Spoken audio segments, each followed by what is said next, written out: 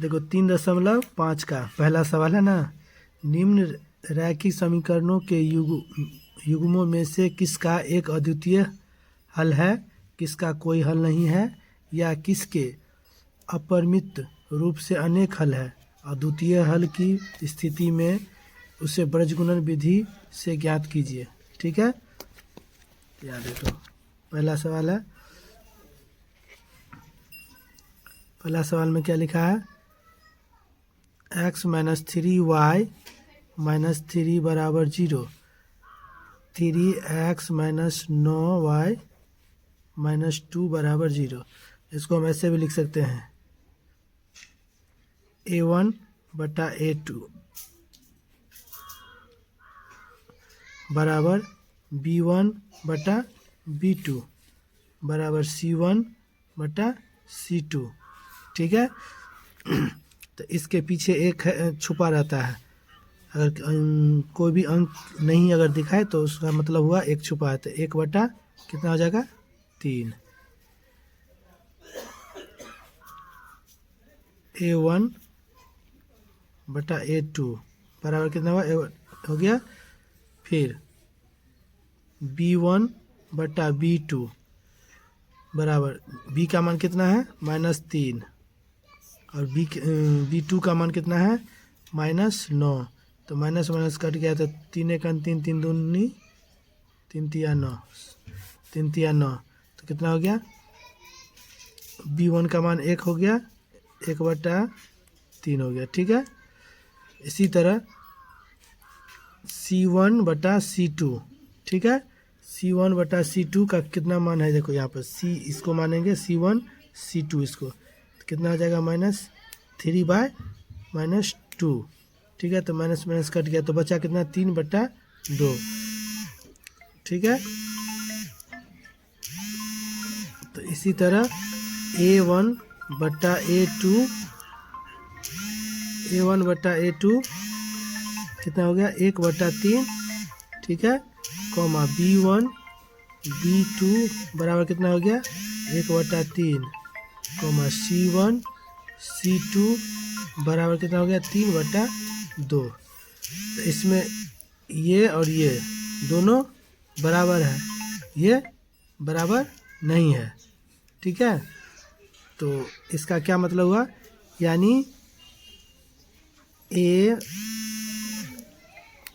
a1 बटा a2 बराबर b1 बटा b2 बराबर c1 बटा c2, यानी ये दोनों बराबर है, ये दोनों नहीं है, तो नॉट इक्वल टू, यानी कि इसका क्या हो गया, कोई हल नहीं है।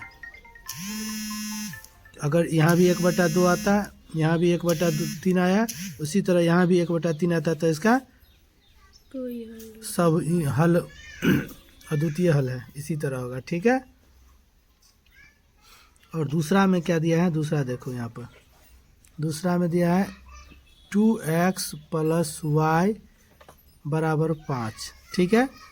और 3x + 2y बराबर 8। ठीक है। इसमें हम क्या करेंगे, इसको भी इसी तरह लिखेंगे, किसका, a1 और a2 पर। ठीक है, b1 b2 बराबर c1 c2। ठीक है, समझ में आ रहा है ना। इसी तरह फिर इसको भी a का मान कितना हुआ, a1 बटा a2 कितना हो गया, a का मान कितना हुआ, 2, और a2 का मान कितना हो गया, 3, कॉमा फिर b1 बटा b2 बराबर कितना हो गया, 1 बटा 2। ठीक है ना। यहाँ पर y के पीछे 1 छुपा है, तो इसीलिए 1 बटा 2 आ गया। फिर c का मान कितना, कॉमा c का मान c1 बटा c2। ठीक है।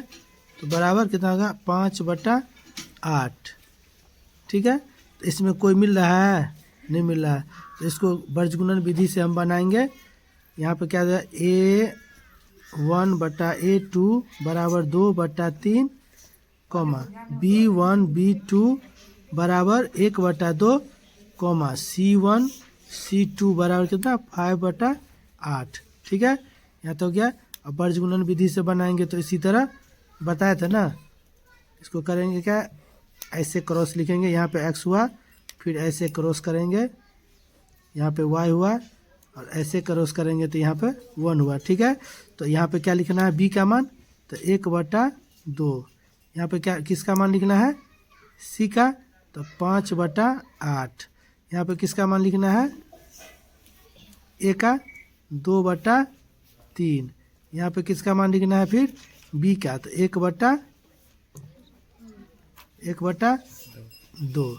अब इसको क्रॉस गुना करेंगे, ठीक है ना, तो x बटा कितना हो जाएगा, यहाँ पर 2 × 5 माइनस 8 × 1 बराबर y का मान कितना हो जाएगा, 5 × 3 माइनस 8 × 2 बराबर 1 बट्टा कितना हो जाएगा, यहाँ पर 2 × 2 और 3 × 3 माइनस 3 × 1। ठीक है, यहाँ तक समझ में आ गया।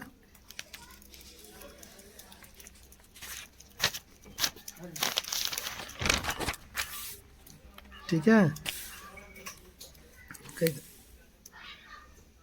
उसके बाद बनाएंगे कैसे, इसको x बटा कितना हो जाएगा, 10 घटे